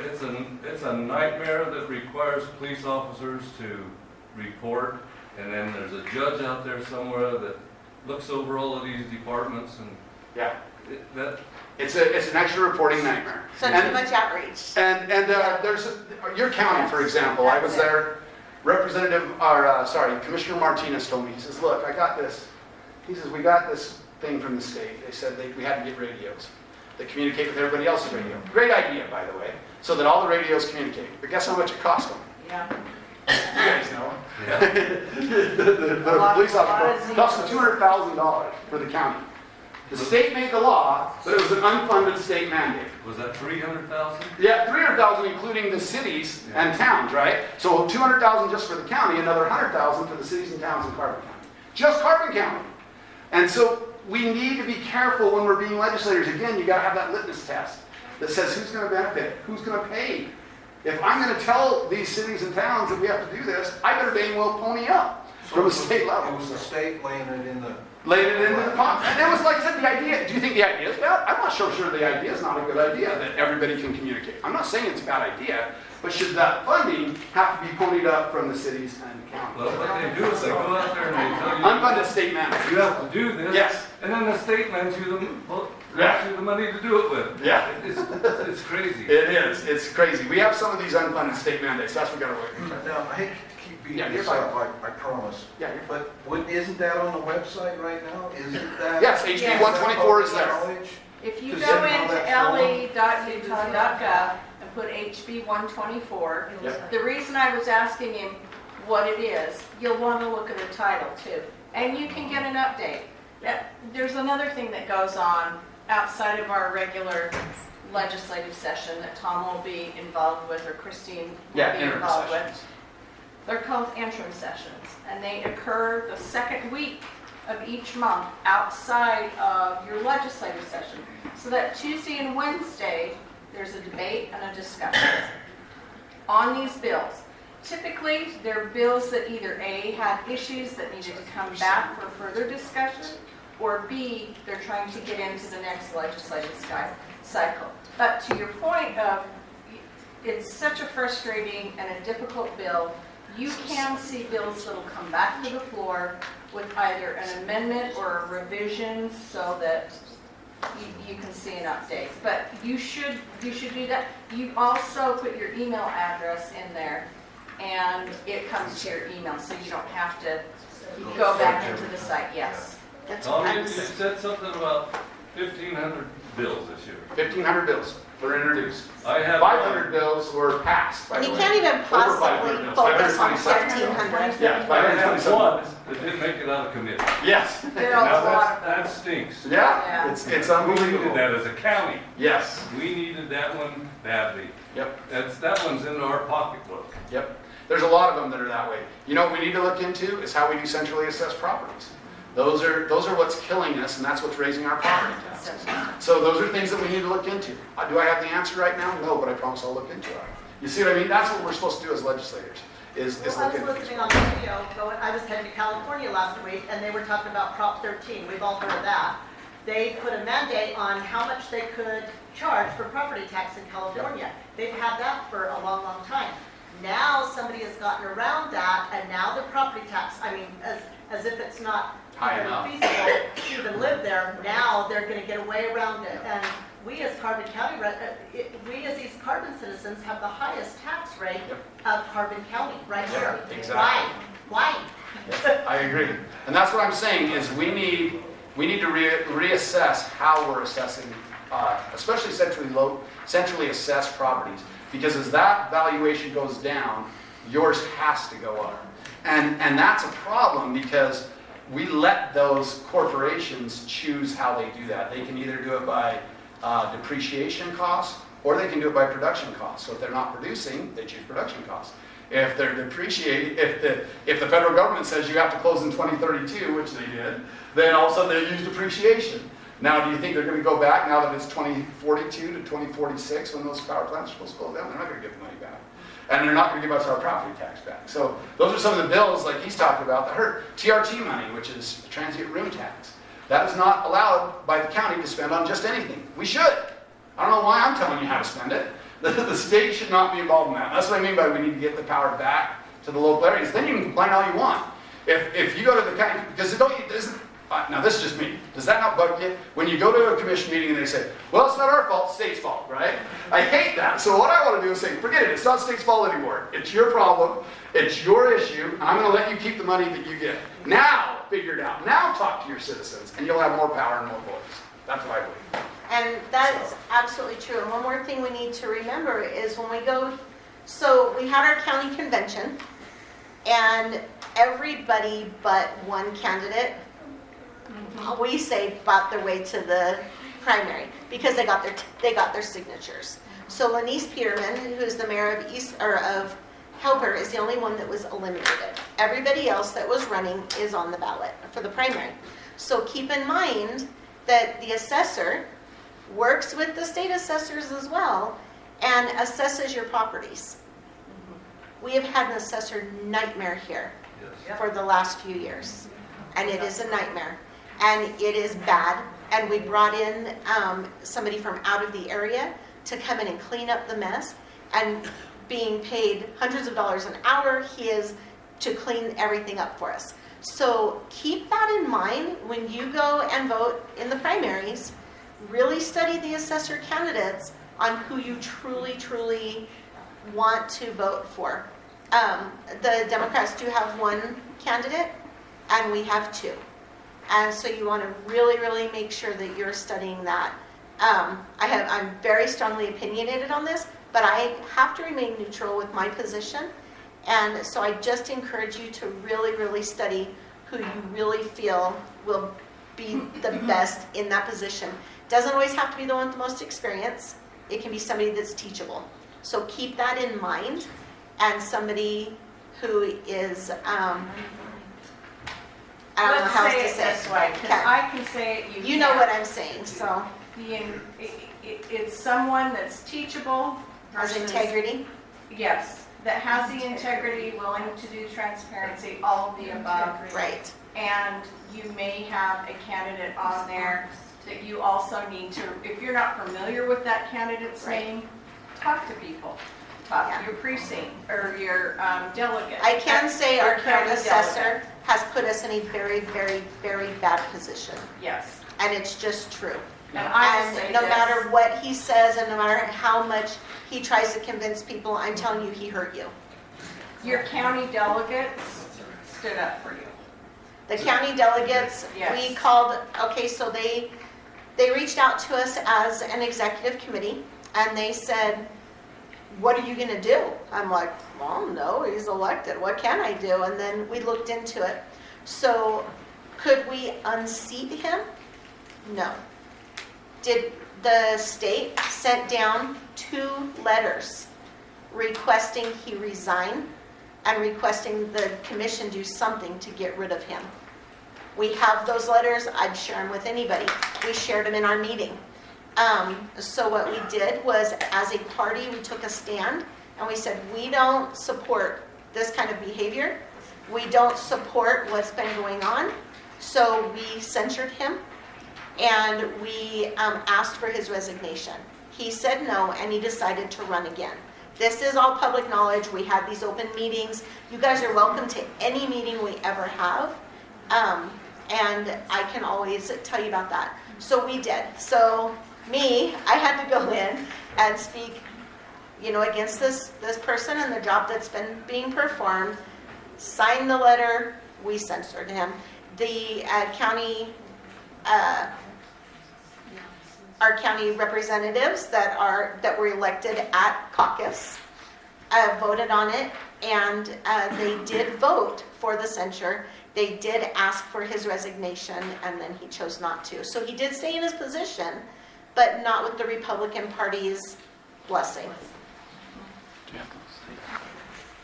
I'm going to leave these because I don't want to take up more of your time, plus it's getting hotter than my wife in here.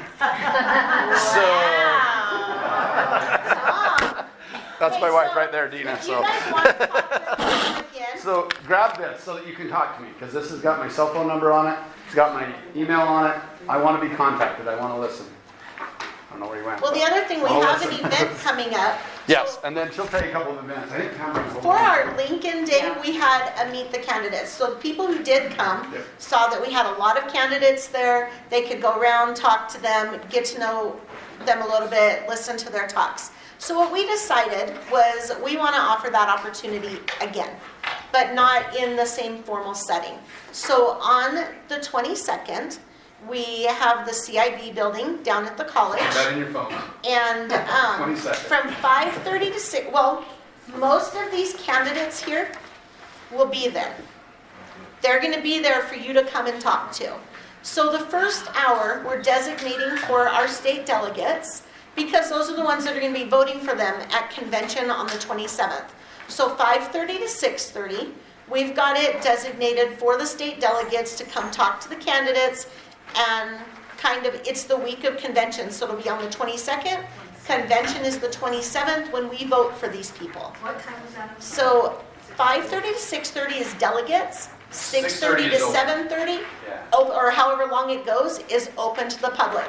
We're having it in open house style format. We're going to be there in that new big glass CIB building that's on the same road Carbon's on, that has the beautiful structure in the middle or in the front.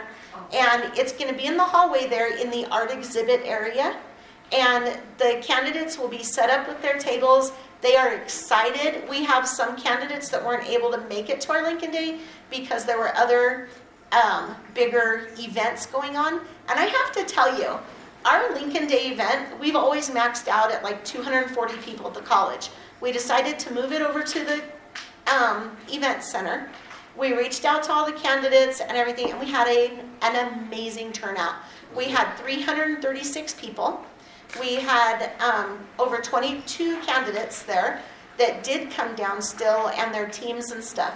But we have so many people. We have some, like Tina Cannon, who didn't make it down last time, Carolyn Fippen, who didn't make it down, that Walton, Jason Walton, and they're coming, plus the ones who did come.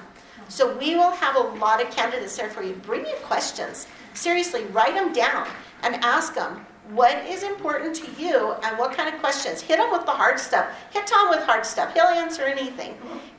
But our local candidates will be there, as well as our state, federal, congressional, all of them. So we encourage you guys to do that. Watch Facebook. I'll put it on your yard sale site again or something. And then if you go to Carbon County's Republican Party page and request to be added, like it. We post everything there. Everything. Does that include the governors? It includes the governors. And so the governor race, and Spencer Cox actually should be there, as well as his competitors. And so Carson Jorgensen is expected to be there. I haven't heard from from Scott Robbins.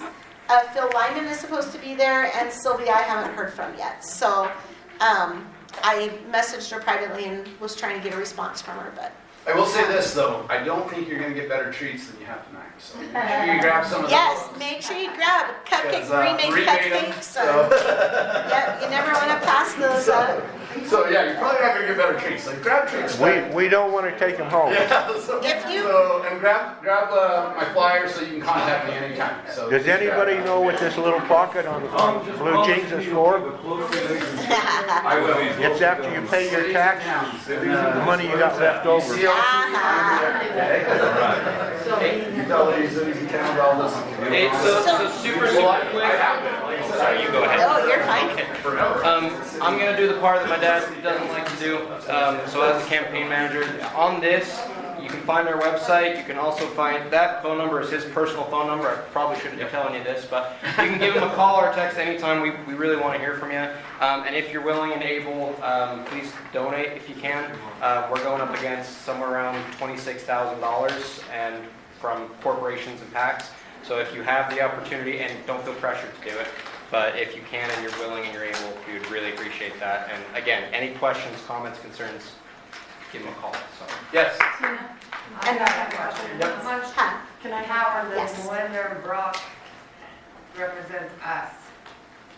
Your main power on your delegate is right here. Now Brock is your precinct chair.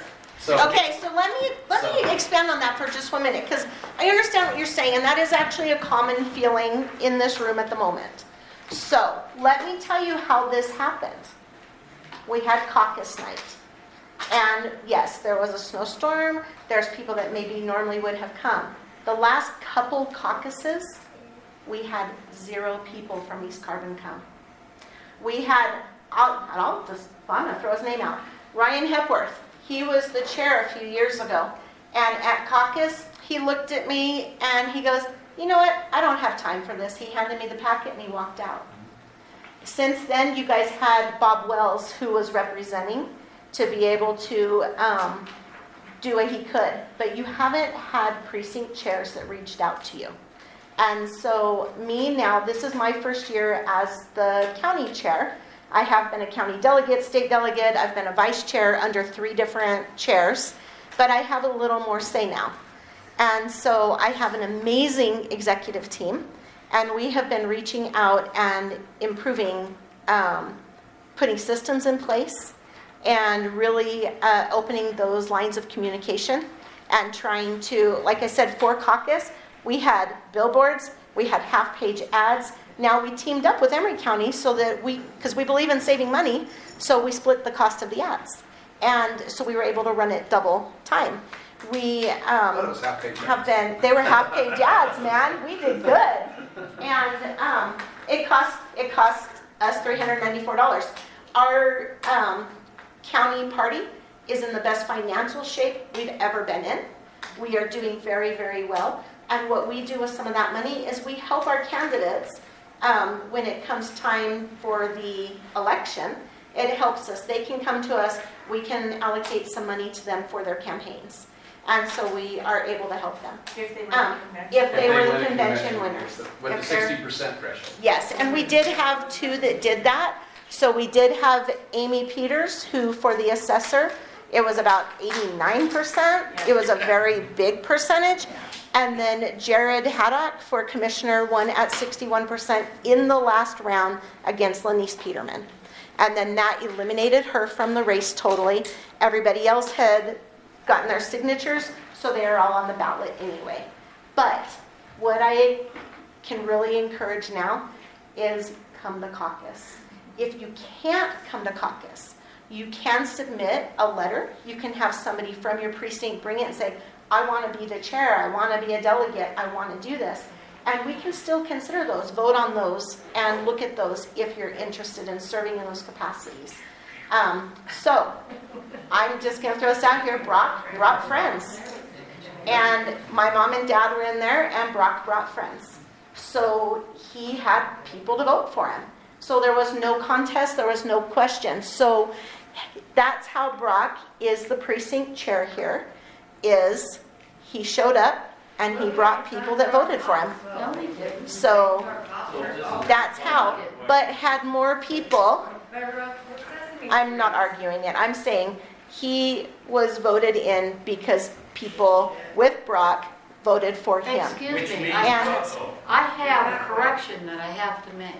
That's fine. I was there, and I was the only person that he knew there except Marie. Otherwise, nobody knew him. That's not true, but that's okay. We're not going to argue about it. It's okay. But Brock was elected, and that is not true. Sit down. Okay, you can He doesn't know Roger, or he go sit down. It doesn't matter. This isn't engaging. It's fine. And you're fine.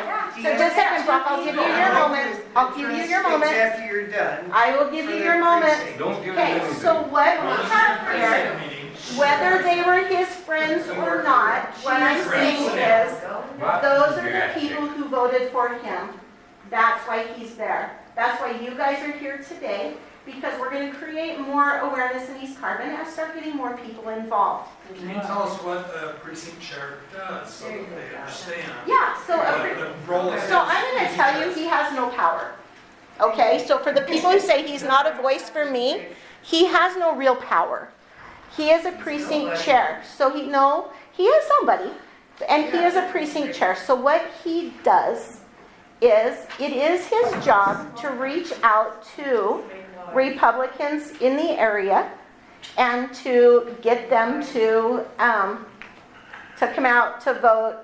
But you also have state and county delegates that are reaching out to you. County delegates' job is a little over at this moment. So right now, your main focus is your state delegate. And just a quick question for those people that do want it, if they have any questions, we can reach out to Marie, right? Yes, you can absolutely reach out to Marie. You can reach out to me. My phone number's on everything. My kids are always like, Mom, stop putting your address and phone number on everything. But you know what? It's public knowledge. So every flyer, everything I post on Facebook, if you want it right now, I'll give it to you. Call me, text me, whatever. I'm here to serve as a party chair. I don't make any money. I have a lot of heartache and headache over all this. But I do it because I love you guys and I love where we live and I love everything. And so that's why I'm here. You know the way I see this? This is just me. We got to shed this apathetic attitude. Yes. And then we have no complaints, right? If we're doing the best we can. So it is a two-way. It is. There is a mutual responsibility. Yeah. People sit back and they say, well, I don't know who. I sit back and complain. Well, and how many people sit there and go, well, I don't know who my state delegate is. They haven't reached out to me. Okay, well, have you sought out to find out who your delegate is? It is a mutual responsibility. We aren't so entitled that we sit back and wait for everything to come to us. Yeah. Brock, go ahead. I did accept a bunch of people before you. I wanted to name and introduce, you have a vice chair of the precinct, and we are organizers. We can't do anything unless you wish to organize into committees for certain candidates or causes or issues. Our vice chair is Miriam Fritzland. She's a mom of 4. Sometimes she can make meetings and sometimes she can't. She is also the alternate state delegate for Marie, and the county has a training program and Robert's Rules of Order and so forth for the delegates. We have 2 county delegates. One is Andrew Salazar and the other is Scott Taylor. And they vote in the county conventions and so forth when there's issues. Andrew is also our secretary treasurer. When we raise money, at this time it all goes to the county if we wish to hold an event. So I am well aware that there's about 5 different parts of the Republican Party. There's Goldwater conservatives, there's libertarians. Okay, we're not getting into all that. Let's keep it focused. Let's keep it focused. I am inviting. Let's keep it focused. Excuse me. Let's just keep it focused. That's all. People, no matter what your ideology is, how you wish to solve problems with government, without government, and I am happy to do that. We have a local meeting at eastcarbonaction.com. See, there it is. That it is, right there. It's all for your 5 websites that you're down for. We have Facebook sites, Tina. Tell everybody the Facebook site of the GOP. Yes, because that's why we are here. We aren't here for any personal websites or anything like that. We are here for GOP business. Madam Mayor, point of order here. We were asked about responsibilities of precinct. That's it. No more. No more. Tina wrote a very no more.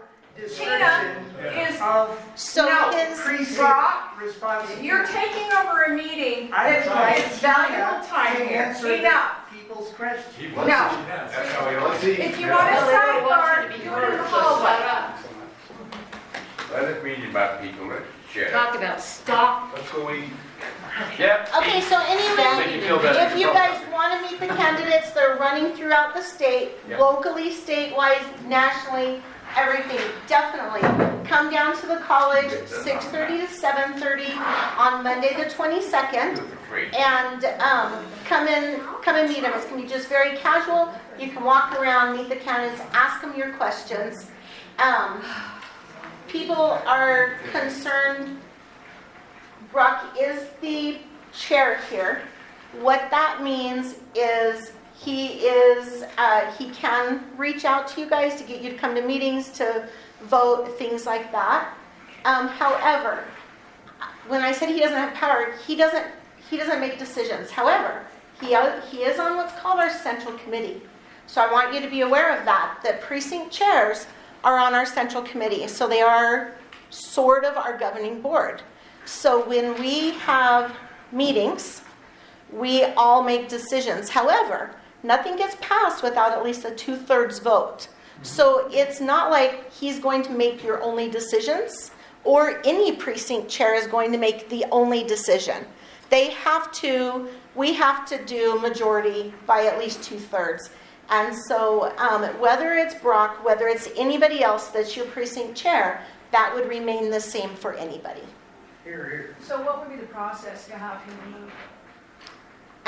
Well, as an elected person, that's not a normal practice. However, we know that very well from, experience with elected officials, elected people. Just like we had Gillen Bishop, who is our assessor. We couldn't actually remove him. We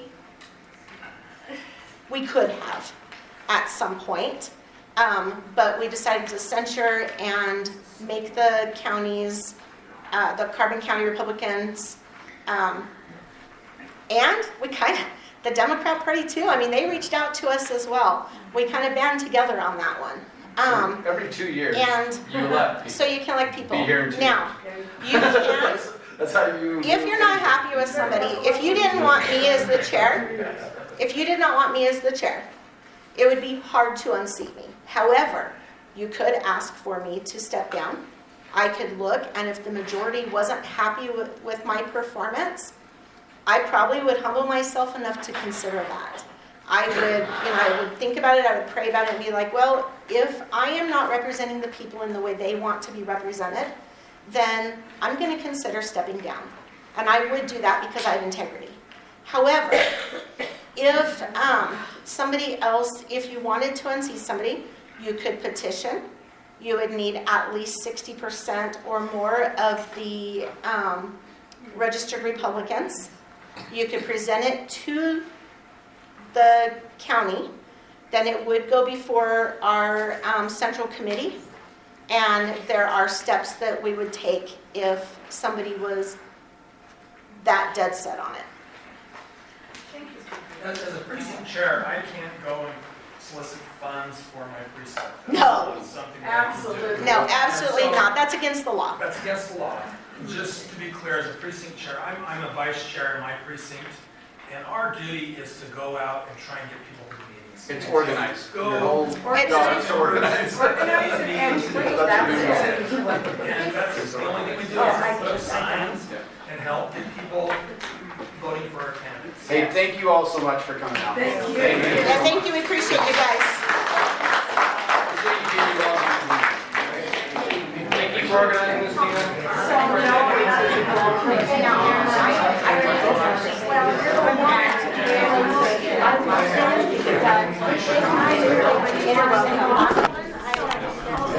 Oh, wait. Sorry. No, so Pam Giuliano here is representing one of the candidates, J.R. Bird. And he's the one I told you about that was the mayor up in Roosevelt. And she'd like just a minute with you. Oh, I'm going to give you the 30-second spiel. I really don't want to take up your time. It's a very late day. She really came up here to do this with me. I'm a helper girl. I married a boy that moved all of 2 blocks from where he grew up, and I've been married to the man for 40 years. My grandfather was in coal mines. I had family here when it was Dragerton. Maggie McFarland was my aunt. Oh, okay. We know that. Yeah. Everybody's like, oh, okay. Philip Villa and Pauline Villa are my grandparents. So if I lend my voice to a candidate, it matters. I take it serious. Liz and I go way, way back. I take it serious that if I believe it's in the best interest of a community, I hope it matters. I'm here this evening for J.R. Bird. He could not be here. He is the mayor of Roosevelt. He is also running for the 3rd district, which is currently held by John Curtis, who John Curtis is running for the Senate. Let me tell you a little bit about JR. I don't need his spiel, but I've got information, and I do have a sign-up sheet. I would love for you to stop by, sign up, and then I can tell you more. This is what I will tell you in a nutshell. Hey, just close the door. That's all right. JR is a self-made man. He and his wife started a small business. They work within the oil and gas industry. He is the mayor of Roosevelt, as I mentioned, and has withstood a number of challenges, both as he came into city council and was with mayor, as the mayor. When I met JR, he was just moving into a city council position that was fraught with challenges. As he labels it, it was the good old boys club. There was no transparency. And he went in and he addressed it so that the good old boys club wasn't just, to Tom's point, profiting for themselves, so to speak. Cleaned it up, employees are happy, the city is doing well, law enforcement is doing well. I talked to JR months ago and I said, you have got to run for this seat. We have to have a rural Utah voice. We have to have somebody that understands our communities are being decimated, and I do not want to see any more children and their families packing up at the end of the school year because we're closing mines. My husband worked at the power plant in Carbon. Let me tell you what a sad day that was. Went over to Hunter. We love Hunter. We love Huntington. But that too is a way of life that in the end is going to be challenged unless our voices are heard. He believes in a strong government voice to make sure that what is going on for us as constituents, protect your border, protect your Second Amendment rights, protect your voice, protect your children and your families. He's never, ever had a conversation with me where it's been about a personal agenda. And in the example of what a good candidate should be, he had youth. Oh, where's my 21-year-old? There he is. That was at a town meeting. He got home at 2 o'clock in the morning, but he called and told me about this. And they said, we care that we have our jobs so that we can stay here. Can I talk on that? So I met JR just when he first decided to run, and I said, you know, hey, Back when he's running for Senate. yeah, I was like, Yeah. he was, Yeah. And I said, hey, you know, my name is Jaron Hansen. I'm a younger guy. I'm from rural Utah. And I said, I'm work with Farm Bureau, so I have an agricultural interest. And we chatted for a little while, and he said, hey, would it be okay if I get your number? I'm like, sure, yeah. And I was like, he's probably asked everyone for their number. Every time I've texted JR, he has responded. And Always. he's multiple times has, and it's not just me, I know that for a fact. Yeah. I personally text him all the time. He seriously, that guy is on the ball. Me too. He really, really cares about people. So that's. Well, when he said he couldn't be here, I said, can I come? And I yes, said, of course. please, and then I forgot to give her time. That's okay, that's okay, really, this is it. I have, are you passing that around? If you sign this, it doesn't mean I'm voting for this guy. It means I want to see him on the primary and give Yes. him an opportunity to be Yes. looked at and voted on. But if you So want to that's know what more you're signing. about him, I brought a few campaign materials, but I'm telling you what, I don't get up here and promote a position or endorse a candidate unless I believe in it. I'm almost a lifetime girlfriend of Carbon County and a 40-year helper, so I understand this small town. But we Is can't. everybody supposed to sign that? We can't maintain integrity in small business, at the federal government, at the border, and the man is very good on policy, but he's also not afraid to have the conversations that we need to talk about our future, our economic future. And his position is the way we secure our economic future is putting together an energy plan, and a comprehensive energy plan that includes our extractive, our resource management, and to look at future alternatives. But they can't be a one or the other, and he's not extreme on either end. So with that, thank you. So I'm little not passionate endorsing him because I'm actually torn between two candidates. And because of my position, I can't really endorse him until after the primary. However, I know J.R. Byrne, and he is very responsive. He knows small town. He's been a mayor in small town.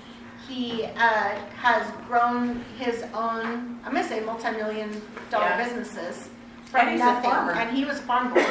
He was a poor farm boy. He didn't have a silver spoon growing up. He truly made his own way. And when I reached out for our Lincoln Day, I was just like, hey, because he was talking about some different things, and I said, hey, you want to sponsor a table of kids for me and this and that? He's like, yeah, I'll sponsor too.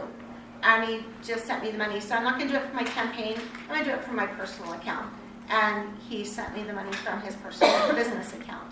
And so there was no question. He really wanted to be involved. He wanted to be involved with kids and youth, and he sees the value in increasing our youth activity. And so that's my spiel on him. And you cannot go wrong contacting him and talking to him. And he will be at the meeting on that Monday. He is one that'll be there. And I'll just tell you, my two strongest candidates are him and John Dougal, and they will both be there. So, That seat will be open because Curtis is. because Yeah. Curtis is He's running for Senate. Yeah. That's a hard race, so both that congressional and Senate, those are both hard races. Some of the best candidates we've had in a very long time. It's I a do really have good materials. race. I'm gonna give you my cell number, so listen up. Nah. If you ever have a question on JR and why I'm a state delegate, I don't disclose that, but why I'm a fan, you're welcome to call me. It's 801, even though I live in Helper, my cell phone is 801. Yep, I was gonna say, anybody want one of these? I'll put it on my phone in a second. Okay. Still gathering up signatures. Thanks so much for your time. Thanks so much for you. Tom, thanks for a great civic class. I know, wasn't he awesome? That was awesome. It might help if he taught it once or twice. Yeah, I only teach it, so.